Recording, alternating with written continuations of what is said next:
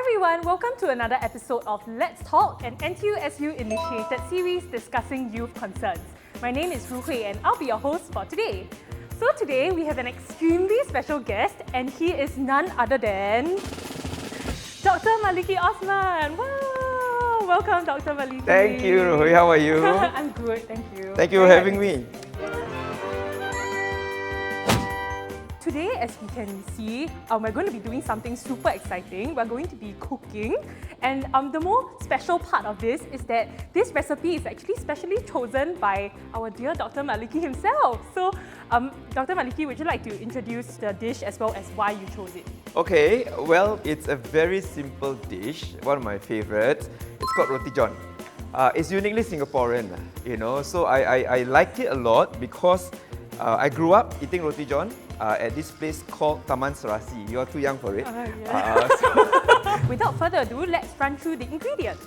Alright, first we have 1 French loaf bread, medium size, sliced cheese, ground meat, sweet chili sauce, tomato ketchup, onion to be diced, blended dried chili, eggs, sugar, salt, nacho cheese, lettuce, green onion, tomato, cucumber.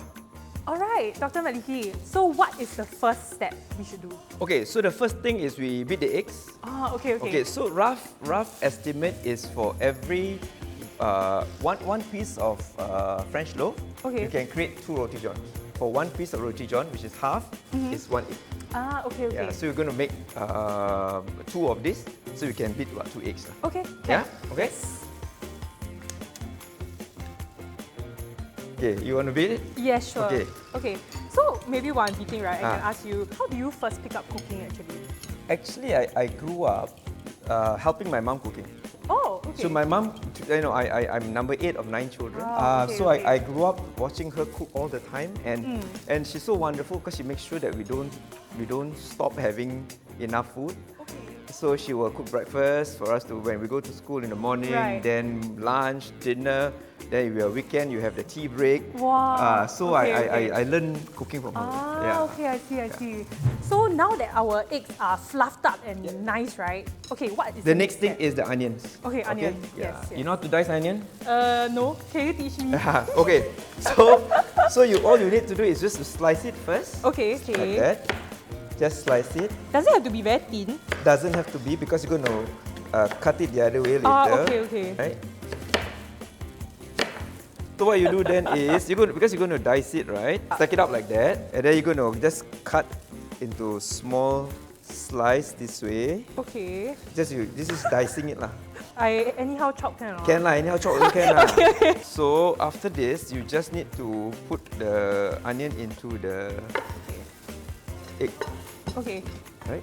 And we just beat it again. Okay.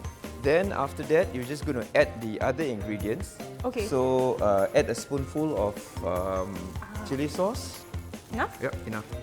Then we're going to add 1 spoonful of tomato ketchup. All right, and then we're going to put. You beat it. Okay.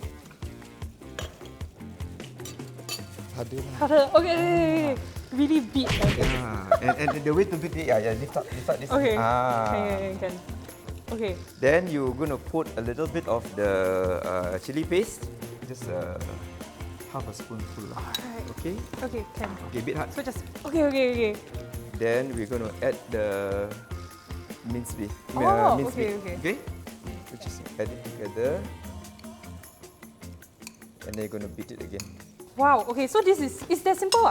Is that simple? Wow. Is that simple? Okay. Then what you need to do then is to get ready the bread. Okay. The French loaf, right? Yes. So you're going to just cut into 2. And they're going to slice it into 2 this way. But you don't cut open, just cut like that. Okay, can. I will try my best. So... Then we are ready. Okay. The next thing is just to heat up the pan so that we can start frying. So you have 2 kids, right? Yep. You have a daughter and a son? Yep. Yeah, so how did you and your wife split parenting responsibilities when you guys were growing up? Not when you guys were growing up, when your kids were growing up. You know, the one turning point for me, honestly, was when my wife was 6 months pregnant. So we were in the US because I was doing my PhD at that time. So this guy saw my wife pregnant because she was already 6 months pregnant. He asked, how pregnant are you? So my wife said, oh, I'm 6 months pregnant. And then the guy's response was really, to me, was phenomenal. He said, oh, we are 6 months pregnant. And I'm like, we? Yeah, my wife and I are 6 months pregnant. It really changed my life and my wife's life in terms of our preparation for parenting. That the pregnancy belongs to both husband and wife. Definitely. And I took on that immediately. So I took on the pregnancy to begin to understand what it means to be a parent. And we don't divide parenting responsibilities because we saw it as all the responsibilities in parenting belongs to both of us. So it all depends on who is available to do what. So we take shifts. So it's like tonight is your turn, tomorrow is my turn. Yeah, so it's like so we just take turns last. Okay, then the next question that we have, right, is you became an MP in 2001, right? How is it like juggling work and at home as well? So the initial years, my wife was working. She was running a production company because she was in the media. She was running a production company, so it was very tough. But it's something that she enjoys a lot, and I support her thoroughly. But when I became an MP, the amount of time I spent out in the community was tremendous.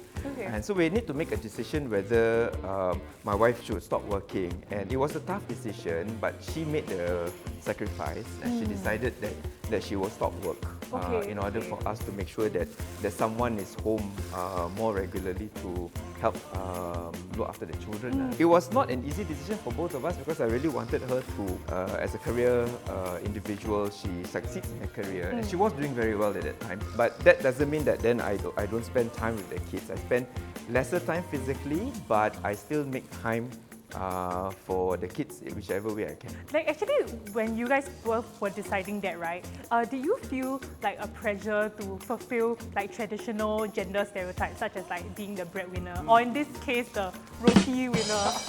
Thank you for laughing. Thank you. Well, it wasn't so much pressure, but it's just a sense of responsibility.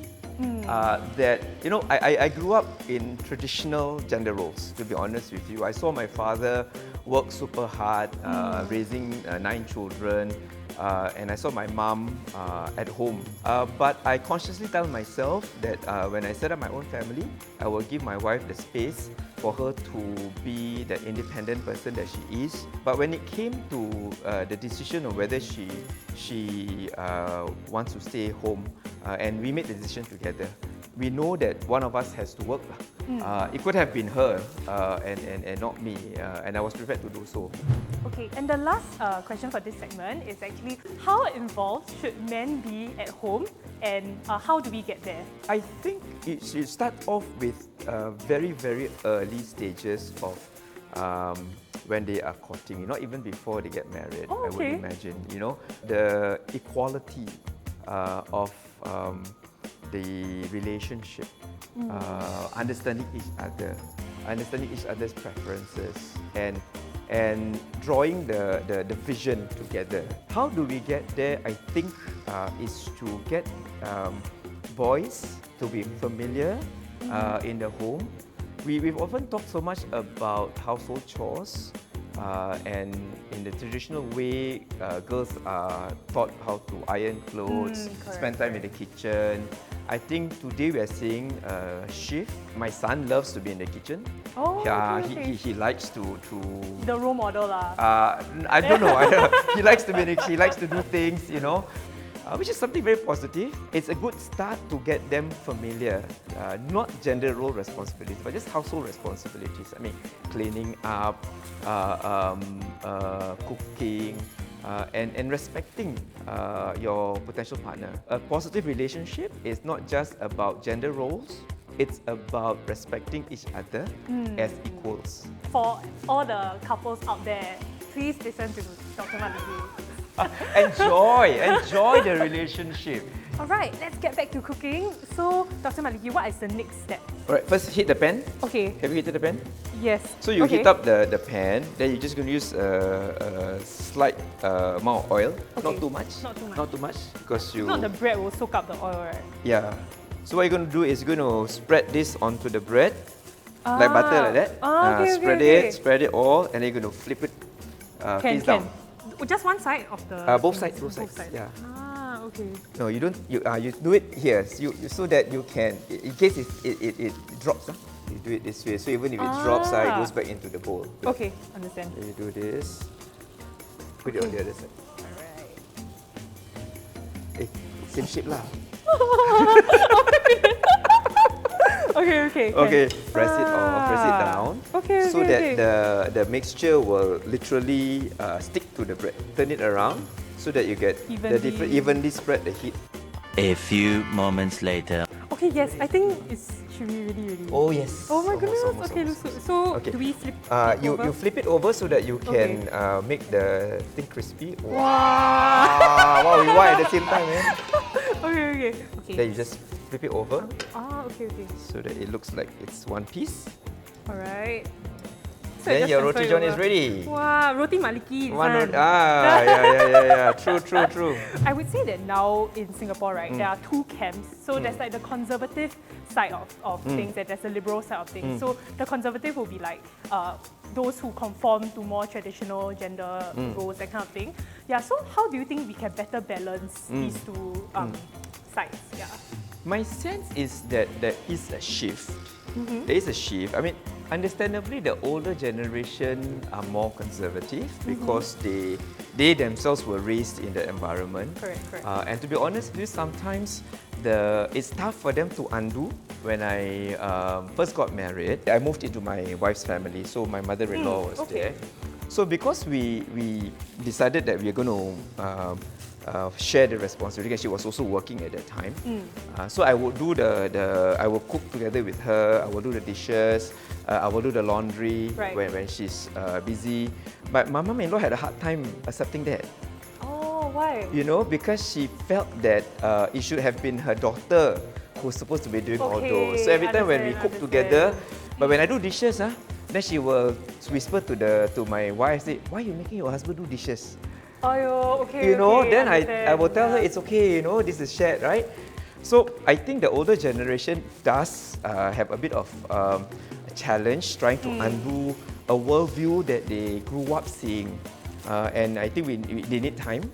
And what's important is the younger folks, I mean, young people like yourself and my wife and I, when we were growing up and starting our family, is to be confident of that position that we are taking of shared responsibilities. We can then be confident and tell them that it's okay. We are comfortable with this shared responsibility.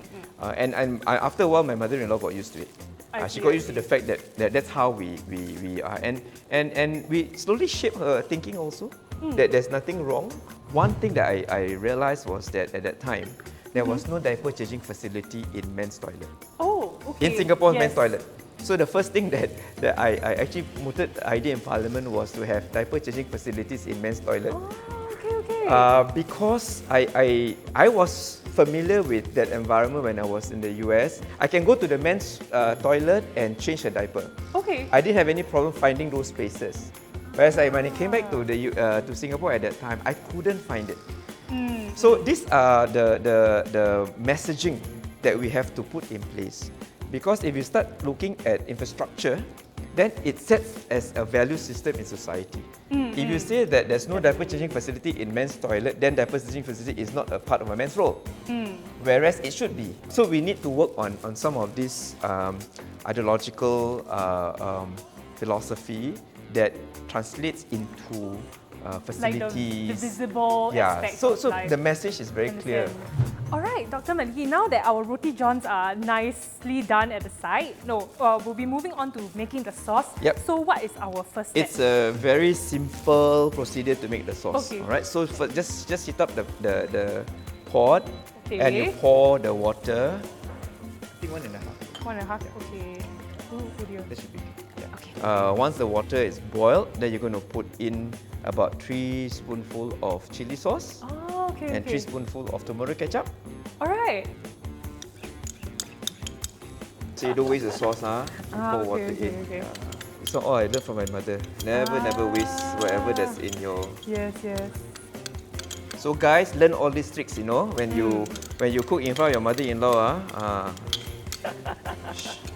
Sure, tomorrow after you go back, mother will say, can.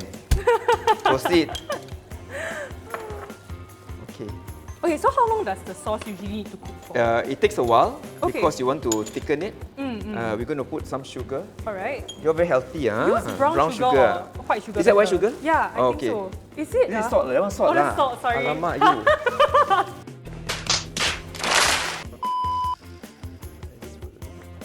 Okay, so while our sauce is simmering at the side, right, we have a question for you. Yeah. So, Dr. Maliki, you're currently the second Minister for Education, right? So, we really wanted to ask you, like, what do you think is the appropriate age for children to start being educated on gender equality? I think when you talk about gender equality and education for that matter, you can't start from the frame that it is something that has to be taught using textbooks. You know, men and women are equal, not that kind of statement. It's about starting from young, modeling.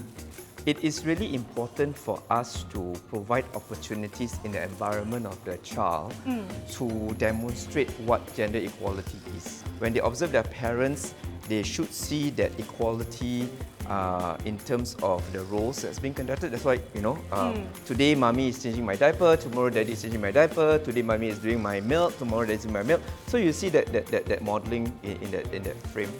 Our education system recognizes the importance for us to provide equal opportunities and equal access to our boys and girls in relation to what is it that they want to pursue, and the system allows you to pursue your passion regardless of your gender. I do acknowledge that it is not a utopian environment where we have it already, because there are different aspects of societal life that they are exposed to, right? So they do go to their grandparents' home, and grandparents may still behave in a different manner. Grandparents may still frown upon the type of toys that boys and girls play, perhaps, right? So the young parents may be comfortable, but the parents may know colors, you know, pink and blue, right? Yes. So these are just the typical things that may still be out there. So it's not so much the age that when do we bring in gender equality education. It should start from the day the child is born, because that's when the child learns that it is a partnership between men and women in raising children, and that is really where the journey begins for the child. I think maybe I can just share a little bit more about my experience also. So when I was in secondary school, I was from a girls' school. And then when I went to JC, I went to a co-ed JC. In secondary school, right, we are tasked to do like a lot of manual stuff by ourselves. So for example, like moving all the chairs and tables to the exam hall, that kind of thing. When I went to the co-ed school, then I suddenly started to realize, right, that all these tasks were being done by the boys. Directly to the boys. So like, boys, please move the things. Yes. Yeah, so I think that's where like a lot of internalized stereotypes start coming up. Alright, Dr. Maliki, now that our chili is chilling at the side. Chilling, thank you. Yes. The chilling chili. Okay. Yes. So now what should we do? We should be cutting the condiments out already, right? So there are different kind of condiments that you can choose. I like it the way it is. But if you want, you can add tomatoes, cucumbers, lettuce, spring onion. Alright, so maybe you can take these two, then I'll take these two. Alrighty. Divide and conquer. So the white part, the one, right? Yeah, take out the white part and then do the green. Okay. Should it be like longer or? Yep, not too small lah, so that you can. The rest too small, very hard to put onto the. What? This length okay or too long? Too long lah. Ayo. Sorry. Half of that. Okay, can. Alright, we're all set. Yes. So the next thing we do is actually you can slice the roti john. Okay. About this size lah. Alright. Okay. You slice it like that. Okay. Wow, you're really very professional. Okay, you bring it back here. I try. Yeah, I cannot. Never mind. Okay. So it yes. depends on what kind of condiments you want to. So you can open up. Oh, right? wow. You can open up. So you can spread the cheese if you want. Ah, okay. Right? We do one with cheese, one without cheese lah. Okay. Oh, Can. okay. Ah. Okay. So it depends on whether you want to put the condiments lah. Ah, If you want the okay, condiments, okay. you can put the condiments. If not, then leave it the way it is. Mm. And then you just put the sauce at the side.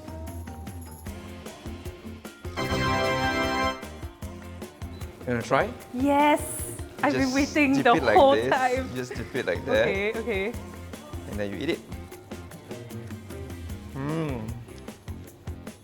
Super nice How? eh. Very nice. Bagus, 10 out of 10.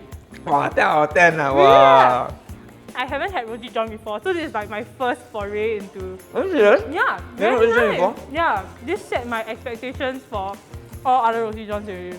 We have a few concluding questions for you. How can we encourage more men to be part of like the conversation on gender equality? One thing we must understand when we talk about gender equality conversation, it's not about men against women. It's not the gender war. It's really about creating an environment that we want for our children to grow up in.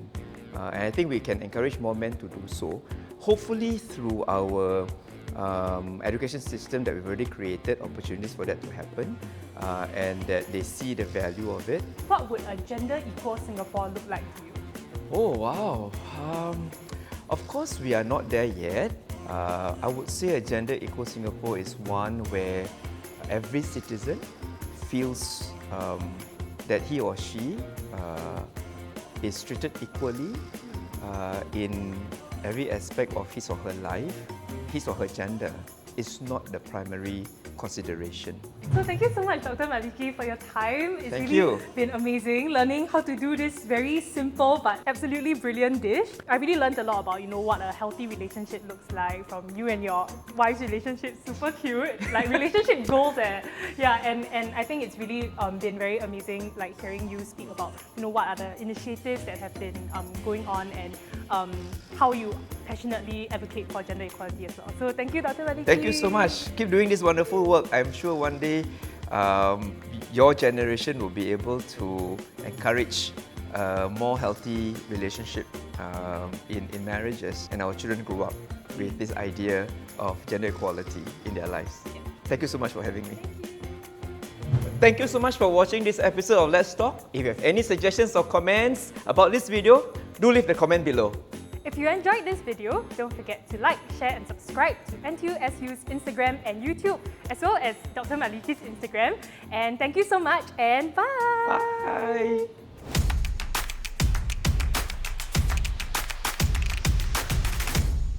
Oh my gosh, let me eat one more. It's really very good. I'm so impressed, Dr. Maliki.